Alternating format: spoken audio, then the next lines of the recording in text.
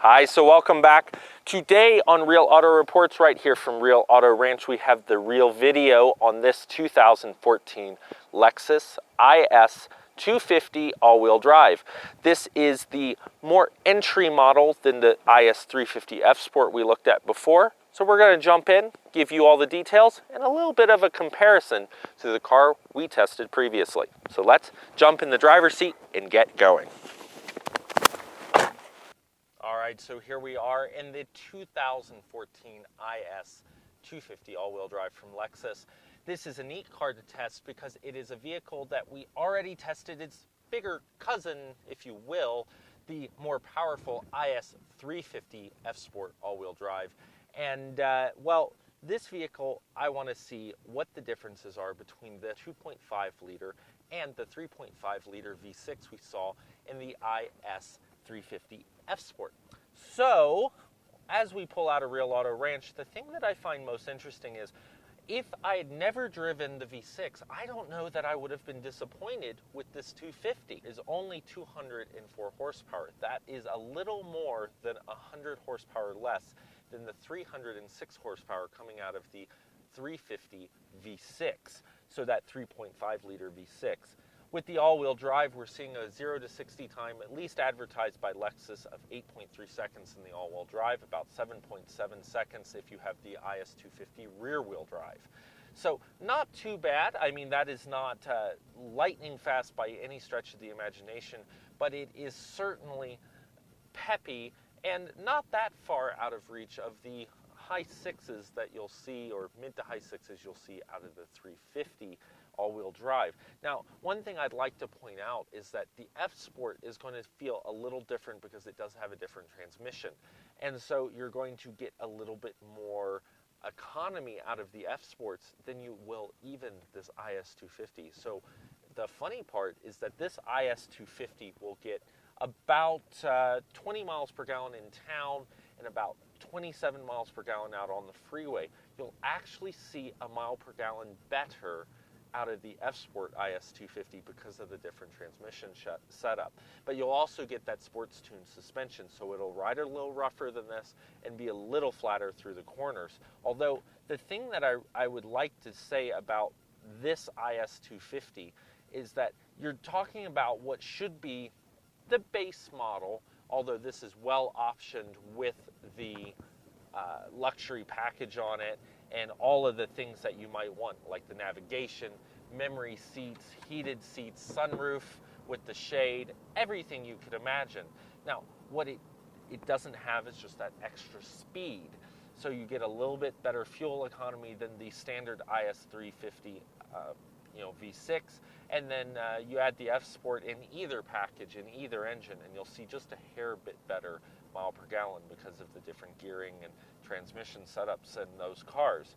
You also have different looks. This has a more understated look with the slat spindle grille that all of the Lexus have gone to. It is the brand persona of these cars.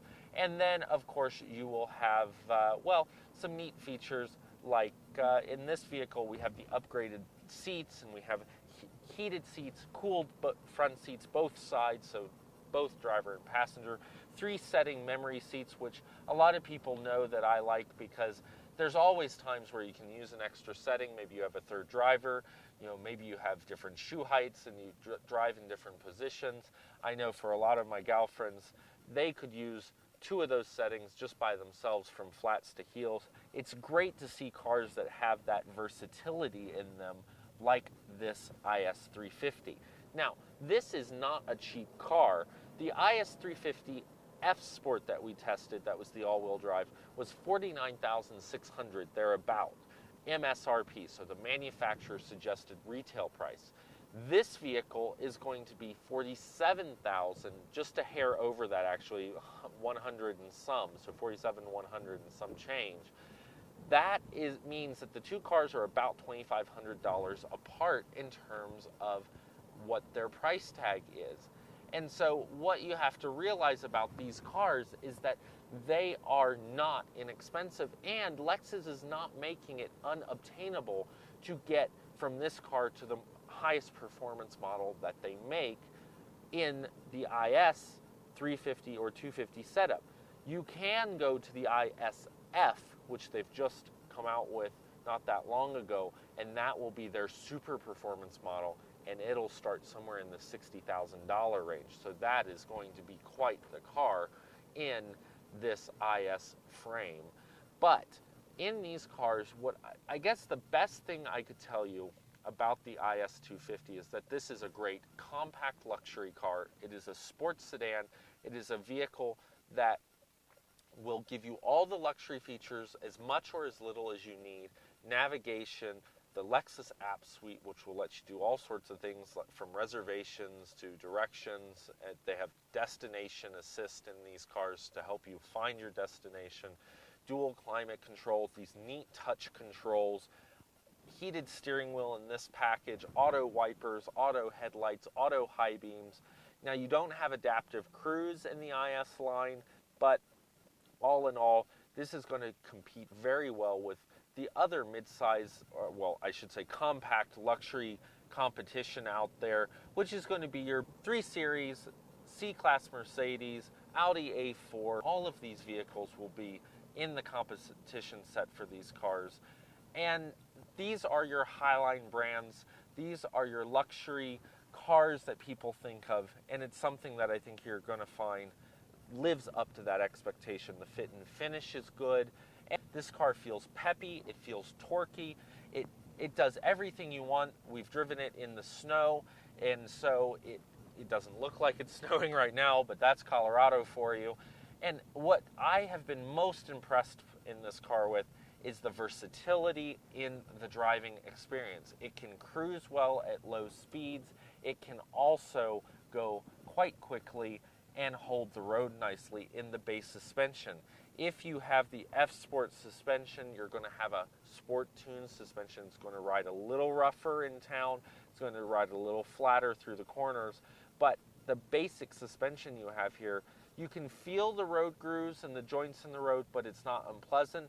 My passengers over the past couple days have, basically they said, wow, it's got a really nice ride. It dampens the bumps. It's one of these cars that is sporty, but not uncomfortably so. Now, we have to get to where every car has its downfalls. The best parts of this IS, I think, are the engine, the suspension, and the driving experience. In the economy sector, they're doing okay. 20 to 27 miles per gallon for this isn't bad, but you can tell that they've really given it a tune job. It has a lot going for it. However, inside, compared to like the 3 Series or the C-Class Mercedes or even the Audi, this car is going to feel more cramped inside. You are between these bolsters. You've got the console on the right. You've got the armrest on the left. You're really in a cockpit kind of scenario. And what that means is that even your passengers are going to feel kind of closed in this car. And then you have this hump right here behind the accelerator pedal in the driver's footwell. And with someone of my height, if I come off the accelerator, if I put my heel at the bottom of the accelerator, my heel is also against this hump in the transmission. I find that a little bit annoying because I can't move without rubbing my leg or, being impeded by this hump that comes in from the transmission setup in this car. So I've said this before on the IS 350, and even when we looked at it the first time out at the launch at Alameda Island, it's just something that you have to get used to if you like the car. If you love the car and that's the only thing that detracts you from it, then it probably won't prevent you from buying the car. But just keep in mind that this is one of the things that I personally don't like about it. You might find it as not so pleasant either. The other thing is that in the back seat, this car is not super roomy. 4 people in this car is a push. If you try to put 5 in here, they're going to just be really uncomfortable. There's just no two ways about it. There is no way that you're going to get 5 people in this car and have them all comfortable. It's just not going to happen. And the other thing is that this car, because you have all the luxury features and the memory and everything in this luxury package, which is a $3,000 upgrade, the thing is that you're going to have this feature. It's the exit feature, where when you turn the car off, the seat goes back, the steering wheel goes up and in because it tilts and telescopes out electronically. And what's going to happen is the people who are sitting in the back when you turn the car off, you're going to crush. I say that with a little bit of comedy, because what that means is if they have their feet under the, back there behind the front seat, and you're 6 foot like I am and the seat slides all the way back, then you're going to have a bit of problems, because you can pin your 5'2" passenger in the back. 5'2" is not really that tall. So imagine a 5'8". You have to actually set them on the passenger side, because if your front passenger is any height at all, they have to move the seat up so they can actually sit square and not sit kind of sideways. It's not so safe, right? All in all, my point is that this car is really a personal four-door sports sedan, luxury sports sedan at that. And so it's meant for those people who really want to drive and want to be a part of this car and experience the road, and then carry people as a subset. It's not a car that you buy to carry people, at least not in my opinion. Now, there are a couple other things about this car that I think are really good, and that's the trunk capacity. It seems to have a carnivorous trunk that just eats up everything that you want to put in it, especially when we went to the store. We had 4 people, and we went to Whole Foods and Costco. We had friends in town, and we wanted to see, could this car handle it?